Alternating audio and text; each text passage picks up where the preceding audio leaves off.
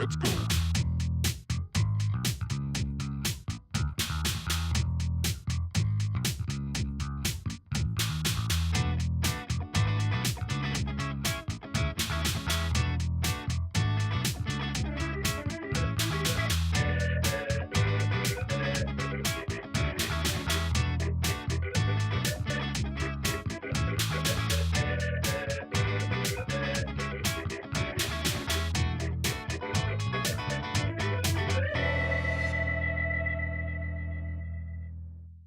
Welcome home to 42 Geek Street, your guide to the world of the geek for that little bit of geek in all of us. Hi, I'm Ren, and that's Mike. Yes, it is.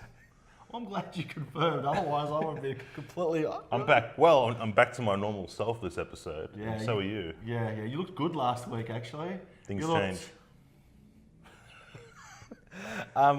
Today's episode, Mike. Yep. We're going to go to check out the night Terrace. Yeah. Yeah. And also we're going to My boy Lee's on that. Yeah, baby. And we're going to also visit Chris Dedrick. Yep, that is. He's got a little toys there. He's got his collection, his He-Man. He's got his Simpsons. And Ninja I Turtles! knew you were going to do that. Yeah. But right now, we're Just gonna like go, we rehearsed. Just like we rehearsed. Over and over. No, just kidding. We rehearsed it like 5 times, really. True story, yeah? True story.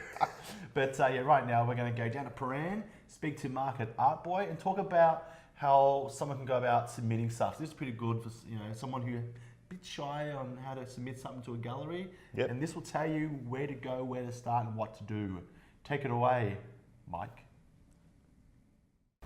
All right, I'm here again with Marc at ArtBoy Gallery, and we're talking a little bit about ArtBoy versus Fanboy, and the importance of, I suppose, how to get into them and how to, get your art displayed here in one of these awesome galleries. So, Marc, what is the process if people, want to get something in? It's the process. It's a pretty simple process from from our side of it. We pick the theme. Put the entry forms up online. There's some sort of fairly easy to follow terms and conditions and guidelines and stuff as far as presentation of the artwork. But it doesn't matter if you're a professional artist, a freelance artist, or a hobby artist, or you've never submitted anything or never publicly shown. That's also one of the really key things, is because the exhibitions evolved from the fact that we came across a whole lot of fan art online. Yep. And not too many places were actually, no one was really exhibiting, in this country anyway, fan art, and it was, the talent in it might have been a Vader or a Boba Fett or something rather like that, but it's not. We don't separate that from just because it was fan art. We didn't sort of see it was anything. It's not less than any other sort of drawing or portrait or stuff like that. Yep. And it's a big community, and it was all sort of online, and even some of our artists that we were looking after dabbled in it, because everybody dabbles in it. Everybody wakes up in the morning and draws something. Just get their fingers warmed up and Yeah. But look, we, like with anything, we give artists a fair amount of time. There's about 2 months sort of. By the time we announce what the theme will be, the show won't be till about another 3 months away. Yep. So there's always this sort of evolving sort of thing going. And but yeah, you can give people as much time as you think they need, but it always gets down to those last couple of weeks where I think we don't have anything to hang for the show, and I just keep sort of following up artists and saying, hey, how's it going? Don't forget the deadline's coming, and then there's a sort of mass rush of artwork that just turns up. Flying And it's through like, the door. Yeah, and it's like, yay, we can put a show on now. But that's the thing, because we don't. It's because it's open. It's sort of like, here's the date, get it to us, and that's all you need to do, sort of thing. Look, and you guys are really encouraging this from past experience and everything. So Yeah. I mean, at least that way. I mean, I think people feel really comfortable getting stuff in here. And I think once you get one exhibition where you see your stuff up, you get to see the event. I think you're just kind of like, oh, you get addicted. Yes, yeah. It's good. You also mentioned that a few of the artists, because they're doing so well with these, they become regular artists in the gallery as well. Yeah. We're a gallery. We always like to, we're always looking out for talent. So, we've, over the years have kept our eye on a few artists and see what their, how their work has been received. How, if there's been sales of their work, obviously.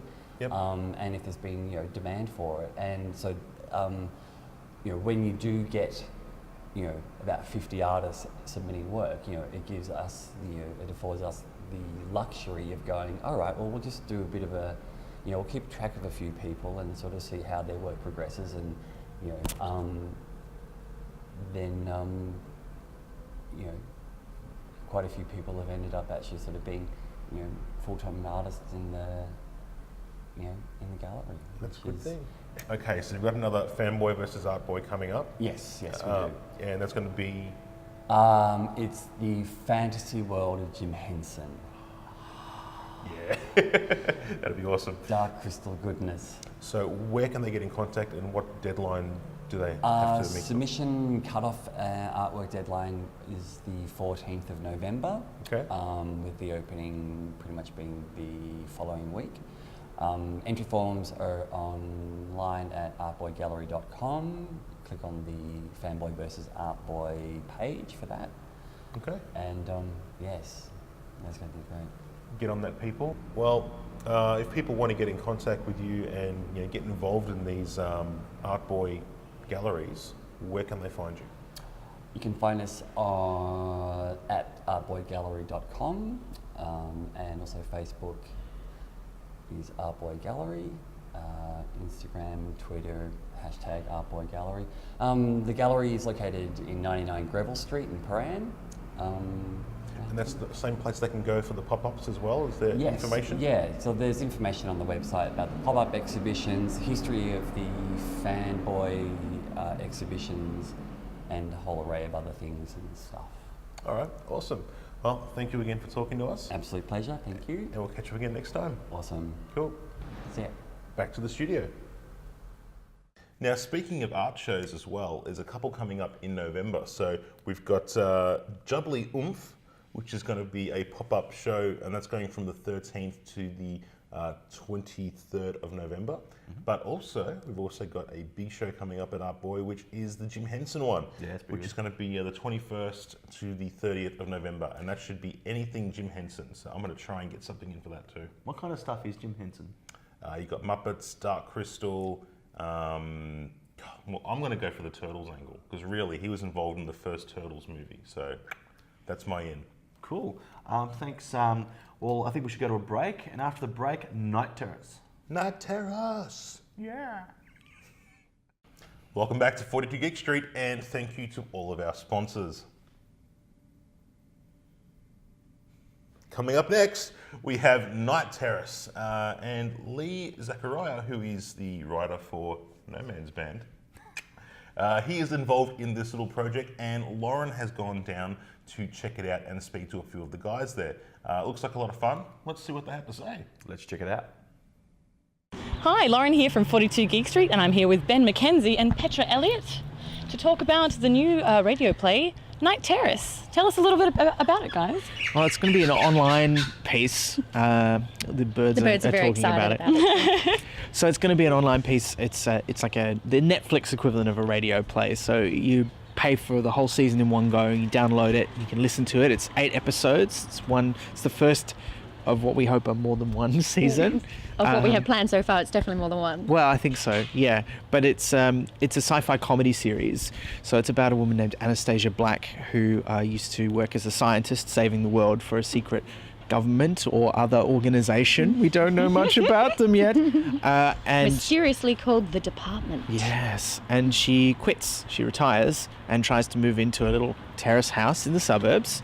And then some idiot comes along to try and sell her a new electricity plan. And while he's on her doorstep, the house just starts traveling randomly through time and space. And they end up stuck together going on adventures. Whoa. Yeah. So just wondering, where did the idea for such an imaginative radio play come from? Well, we, Ben and I, and also John Richards and David Ashton, last year did a podcast, a live Nerdy Tonight Show style podcast called Splendid Chats, and that was celebrating the year of Doctor Who. And through that, we talked about a lot of themes, and one of the common themes that came up was women in science fiction and how they're presented. And following doing a play at the Fringe Festival written by John Richards and also Lee Zachariah, who's a pseudo chap, we decided to put all of that expertise, acting, writing, sound, into a new radio play, and we brainstormed the idea behind Night Terrace, and at the centre of that was the female character and her adventures. So that was really important, and that's what we've gone with. Yeah, that was always a part of the idea, is we wanted to make this sort of Doctor Who-esque thing, but with a woman as the central character. And from there, we sort of added the other ideas. We had a big brainstorming meeting with the five of us, and I brought a kernel of an idea, and then everyone added other bits on, like, what if she travels around in a house? I'm like, yeah, it'd be good if she went somewhere, and then we need this other guy, and then we need a character for you to play, and we'll have this weird character who just turns up and no one knows what her deal is. And so it was a really collaborative process, which was really great fun and really rewarding. And a lot of the episode ideas came out of almost throwaway comments that we made during the season as well, ideas for villains and places that people can travel, and so Night Terrace has sort of become this mix of kind of some political commentary on some of the episodes, but a great mix of pop culture history, a reference through the time travel aspect as well. So yeah, it's good fun. It is good fun. So it's really for the every geek. I think so. I think if you've got a sense of humour and you enjoy a little bit of sci-fi, I think they're really the only two things. But we tried to make it. I think there's definitely a strong narrative there that you don't necessarily have to be consumed with sci-fi and. No, that's what I was going to try and say, is that I think that we've tried to make the story and the narrative and the characters sort of the real, centerpiece of the show, but also we're trying to tell a good sci-fi story each episode, but also make it funny. So it's not like a lot of sci-fi comedy that you see is very much a parody of more traditional sci-fi, and something like what was that fairly recent one, the British Hyperdrive was like that. It was a real parody of Star Trek, and it didn't necessarily go beyond that. It was a sitcom that was a parody of Star Trek, and that was fun. That was what it was, but that wasn't what we were trying to do. So, we with the open concept of that sort of Doctor Who-esque ability to go anywhere in space and time, it sort of opens it up so we can do all kinds of different stories and hopefully do a good sci-fi story with some gags in. Yeah, there's more than a few gags well, everyone has taken a script to write. So you've got the comedy genius of John Richards, Lee Zachariah, Ben McKenzie does a couple of episodes as well, and even our sound guy David Ashton has written a great episode too, and with the guest voices that we've got, some fantastic actors and comedians, and they just bring all of the characters to life. It's fantastic. Yeah. Oh, well, I'd really like to know, because I want to watch this. I'll watch it, hear it, live it. Yeah. So how can I find it? When are the airing dates? I want to know everything about it. Sure. To find out about it and to download it and buy it, you go to nightterrace.com, and we'll have a trailer up there soonish. It's not ready yet, but... Now, when you say nightterrace.com, that sounds suspiciously like a pun to me, and maybe we should clarify the spelling. It is a pun. It's terrace as in terrace house. So Night Terrace with two T's, which is a pun on night terrors, of course, the nightmares. Which I don't, a lot of people like the title and don't seem to have realised that it's a pun, which I think is a good sign of a pun, right? Yeah, I knew you love puns. So that's where you can go, nightterrace.com. We're also on Twitter and Facebook, and you can follow our updates there. On Facebook, we're Splendid Chats presents Night Terrace. Yeah, but on Facebook it's just Night Terrace. No, at Night Twitter. Terrace. It's Twitter. Twitter. It's too much social medias. Too many social medias. Well, it looks like you've got all the grounds covered. I can't wait to hear it. I'm sure our fans on the show can't wait to hear it either. Thank you so much for talking to me today, guys. It's been absolutely a pleasure. Oh, thank you. Our pleasure. Yeah, Mike, that was pretty interesting seeing that interview. Yeah. They've already put it on for people who participated in the Kickstarter to view it. I would suggest anyone now go along to the site. I'll put it here because I do my little magic finger thing. FB. It's not FB. Is it B? It is FB. It is FB. It is FB. So that's all beer there. I am really spewing because I had the intention of going Kickstarter on this, and next thing you know, it was past the date, and I was like, oh. But no, definitely jumping on this. But now you can go straight to it. But right now, we'll go to a break. And after the break, we go to Chris Dedrick. Deaders! Welcome back to 42 Geek Street. And coming up now, we have Chris Dedrick, and he's going to be showing us his toy collection and how he goes about it. Yes. Noink. Hi guys, welcome to Collector's Corner. Ron here with Mike, and we're with our mate here, Chris, and we're going to have a look at his collection today. And Chris collects a number of different things and does it in a couple of different ways. But I think first off, Chris, thanks for letting us come into your home and take over and play with all your wonderful toys. Thanks for coming. And yeah, I think Mike's pretty keen to talk to you about Ninja Turtles. So Mike, across to you. Yeah, totally. I love the Ninja Turtles, and Chris here has got a great collection of turtles. Now, were you around when the original series came out? I was. I think the original series came out around about the mid to late 80s, and I've always been interested in the original series of the Ninja Turtles. Not so much the multiple re-releases that we've seen and re-engineering of both the figures and the TV shows, but I really like the original. They have that nostalgia effect, and these ones specifically were re-released for the 25th anniversary of the original series. Yeah, there were a few phone calls going on trying to find out where some of these were located. Well, unfortunately, we were unable to complete the set, so I think we're still looking for, I think it's Shredder. Yeah, Pantsless Shredder. Pantsless Shredder. But yeah, they just brought out a new series of figurines too for the film, but I don't think I'll be collecting those. I prefer my turtles to be noseless. Yeah, well, and these look great, and like I said, you've got a great collection of these. And are there any that you're still searching for Shredder? Was there anything else that you're looking for? No, I mean, I've more inclined to actually have a look at some loose figures now. So down the front, you'll see there's a couple of, I guess, loose figurines that I've been able to acquire. So we've got a Casey Jones here. Yep. We have a Michelangelo. Now, I think you said it was from the second film. From the second movie. Secret of the Ooze. Yep. So there's that one there. We have Donnie, donning a bit of a Michael Jordan. Duncan Donatello. Yeah. One of the many variants that came out from the 80s. And it's is it Trag or Crag? General Crag, I believe. So yeah, I've got this guy as well. He was kind of got him for $1.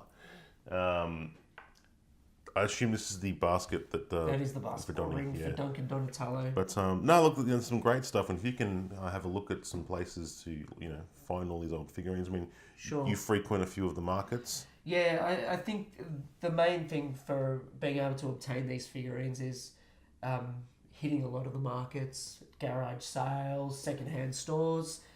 Sometimes you're lucky, and then sometimes you're able to pick up some really high quality items.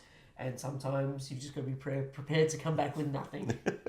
Now, as well as turtles, you've also been an avid collector of Simpsons figurines too. That's correct. I think for as long as I've known you, you've been Simpsons mad. Well, Simpsons is now, and I believe it's 25th year. So it's always been a massive part of my life growing up, and to think that the episodes are still ongoing today, and new episodes are coming out is mind blowing in my mind. And the thing about The Simpsons is the good figures of The Simpsons have a limited release. Yep. As in, there's a whole lot of rubbish with The Simpsons printed on it, but actual figures are few and far between. Yeah. No, awesome, man. We'll get a few bits and pieces of your collection as we go through this conversation today. But I believe you and Ron are now going to be talking a little bit about the Masters of the Universe. So Chris, one of our shared passions is Masters of the Universe, although you've started collecting the original, collect the original series again. That's correct.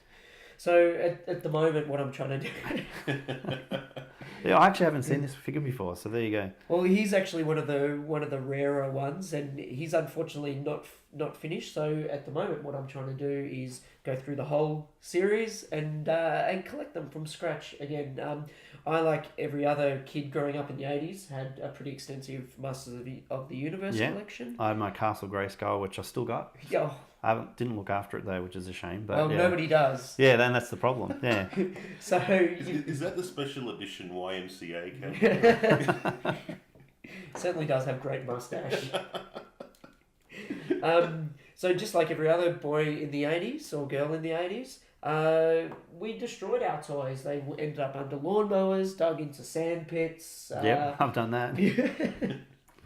And, you know, our parents threw them out eventually after they got in such a dilapidated way. So now I'm trying to reclaim a little bit of my childhood, like many other people who are now in their 30s or 40s. And this is a little part of how I do that. And also, you've chosen to collect them a different way than just going on eBay and just buying them all. Yeah, that's correct. Look, I mean, if you have enough money, you can splash out and you can actually buy all the figures. They're available right now with all the accessories. I actually like the thrill of the hunt or the thrill of the chase to actually obtain these figures. So I frequent markets.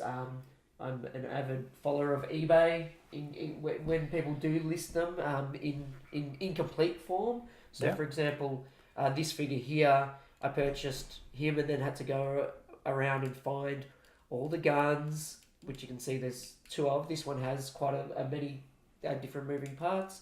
The guns, chest guns, and also thigh guns, because you need to be able to shoot. Yeah, you got to have multiple guns, yeah. You need to be able to shoot them out of your thigh. Cool.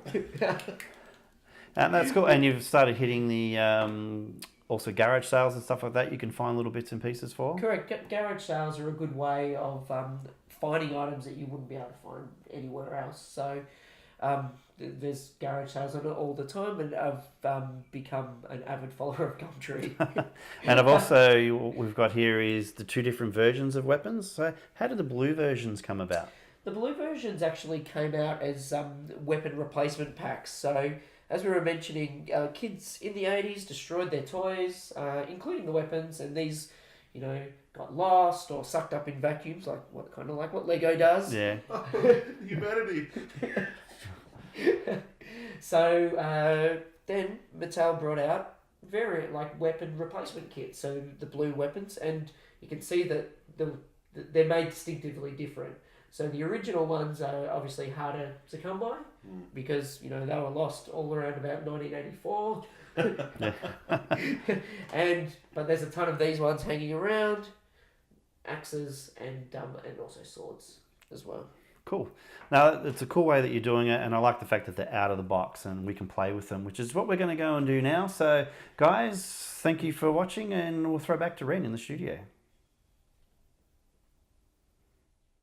So, Mike, I found that really interesting. Apart from watching you play with toys, I felt it was really interesting, I understand, how Chris can get this collection on a budget. Because I have collections. I got board games, a couple of models, things here, lots of cards, magic cards, got tens of thousands of them. It gets expensive. Yeah. And I like the fact that he's got a pretty big collection, and he's done it all on the budget. And it's the thrill of the chase. It's really going out looking for these bits and pieces, making the whole figurine together. But yeah, it's really cool, and you can see the excitement in him. So if I ever need to find anything or sell anything, I think I know the man to go through. Chris, yeah. Also, we are playing with a little bit of merchandise. Yes. We have had a couple of people inquire. We have had the t-shirts for 42 Geek Street, and we are going to get some things happening. So whether it be in the shape of caps or mugs. I want a mug. Mugs. Mugs. Yeah, we want to know if anyone's interested out there, because we're going to try and get those happening before the end of the year. So stay tuned, and we'll keep you up to date on our Facebook page. Now, Mike, this gets the bit of the show where I say goodbye. Goodbye. No. And so thanks for hanging out with me again, as usual. And if people want to... Pleasure. And if people want to contact us, the Magic Fingers say, here's the Facebook. FB, share and share alike. Share, like, And make a comment. I actually like it when people make comments and they say stuff. I love replying. I'm up all night editing or watching Doctor Who or catching up on something. It's like having a conversation, except with text. Wow. Wisdom. Seriously, this is why I have you here. I'm a man beyond my years. Okay. Well, that concludes the show, and we'll see you all next week. For that little bit of geek. In all of us. Bye.